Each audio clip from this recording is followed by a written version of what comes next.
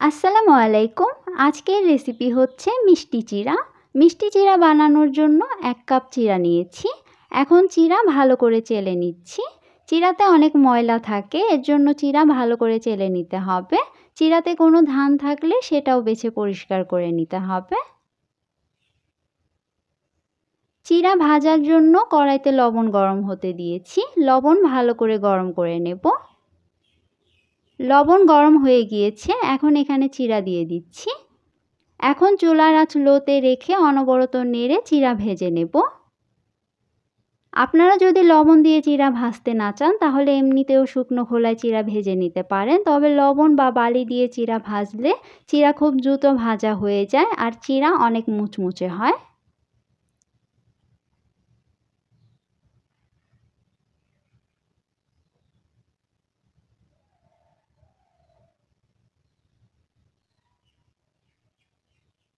চিড়া ভাজা হয়েছে কিনা সেটা কিভাবে বুঝবেন? এভাবে একটি চিড়া নিলে সেটা চাপ দিলেই যদি ভেঙে গুঁড়ো হয়ে যায় তাহলে বুঝতে হবে চিড়া ভাজা হয়ে গিয়েছে।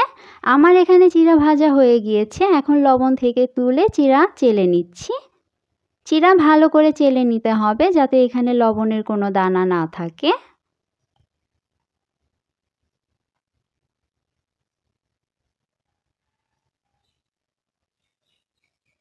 মিষ্টি চিড়া বানানোর জন্য কড়াইতে আখের গুড় নিয়েছি। এখন গুড় গলানোর জন্য সামান্য পরিমাণে পানি দিয়ে দিচ্ছি।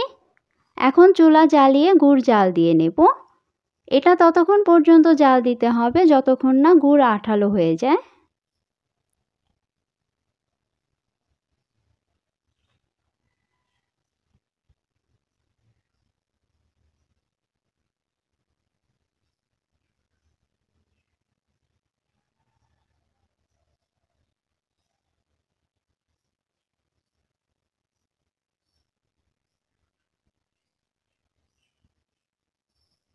গুড় আঠালো হয়ে গিয়েছে, আপনারা দেখে নিশ্চয়ই বুঝতে পারছেন এটা কতটা আঠালো হয়েছে। এখন এই পর্যায়ে চুলার আঁচ লোতে রেখে ভেজে রাখা চিড়াগুলো দিয়ে দিচ্ছি। এখন গুড়ের সাথে চিড়া ভালো করে মিশিয়ে নিচ্ছি।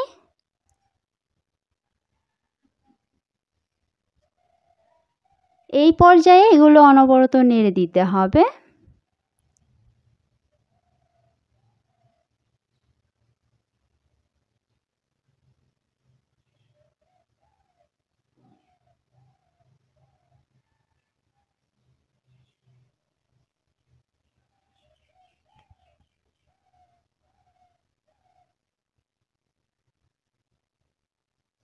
আমার মিষ্টি চিড়া বানানো হয়ে গিয়েছে। এখন এগুলো চুলা থেকে নামিয়ে ঠান্ডা করে নেব।